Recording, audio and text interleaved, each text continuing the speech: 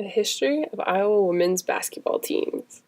Starting as early as the 1900s with the traditional 6v6 style of basketball, it wasn't until 1974 that Lark Birdsong led the first University of Iowa women's intercollegiate basketball team to an initial record of 5-16, in which they only beat the Minnesota Gophers.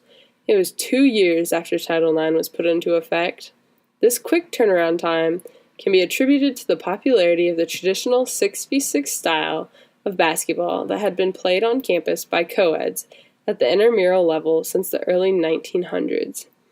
In the state of Iowa, at the high school and lower levels, the traditional style of 6v6 basketball was majorly popular amongst female athletes and fans.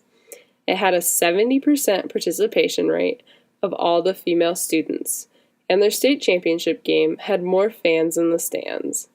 A whopping 15,000 for the women's game, as opposed to a solid 8,000 for the boys' game. This can very easily be attributed to the high-scoring pace of the women's game, as only 3 people per team were actually allowed to score points for their team. Players such as Denise Long had stats that inspire records to this day.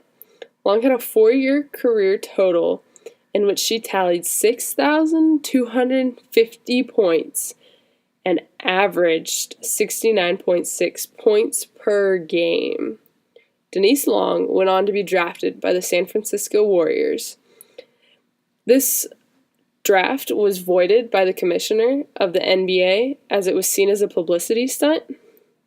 She was pushed on to play amateur ball before some of the San Francisco Warriors games. But anyway, it wasn't until 1993, the same year that the Iowa women's team made it to the Final Four for the first and last time, that 6v6 women's basketball was eradicated in the state, as some high school players, felt that they were at a disadvantage to try and compete for scholarships to play at the collegiate level and play in the modern 5v5 style as opposed to the traditional 6v6 style of the past.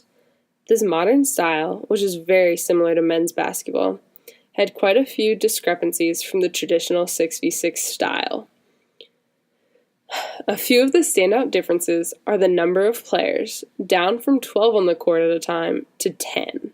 The length of the game also changed, as the traditional had 4 15-minute quarters to the most recent time of the modern game, which is 4 quarters of 10 minutes. The start of the game is also very different, as the modern style started off with a tip-off, in which the ref throws the ball straight up and the players jump for it and try and pass it to their teammates. The traditional game started when the ref threw the ball to a player, the center forward, in the center of the court, in which they had to throw the ball to a teammate without moving. Along with the differences in the starts, the ball handling skills required were drastically different. In the traditional game, the ball could only be dribbled twice before the player had to pass, and the player could only hold the ball for 3 seconds max at any point in time. Whereas in modern women's basketball, if the player is dribbling the ball, they can move in any direction and do anything they need to. And they can also hold the ball for as long as they want, theoretically. The other major difference is all the players in this modern game played the whole court and had to be well-rounded athletes, as opposed to the traditional game in which 3 were set to defense and 3 were set on offense. When Title IX was put into effect, a spike in athletic participation was seen from both genders, though, as an act itself, Title IX had very little power and was often fought at every turn, as many institutions saw female sport as a waste of time and money. Despite opposition, the University of Iowa was quick to implement Title IX regulations and even go above and beyond, as the 6v6 and co-ed intramural teams had been around since the 1900s as a form of female physical activity and education. It also probably did not hurt that women's basketball was very popular in the state. gaining the approval of the Midwestern masses. As a member of modern society, I find it very difficult to imagine a world where women couldn't play sports, and the fact that it was only 44 years ago is unbelievable.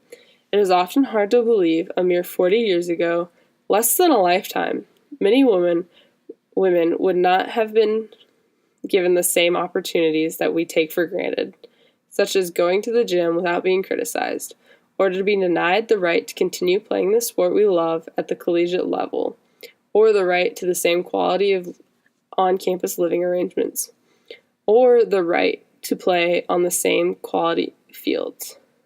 A quote from Gloria Steinman sums it up. We've begun to raise our daughters more like sons, but few have the courage to raise our sons more like our daughters.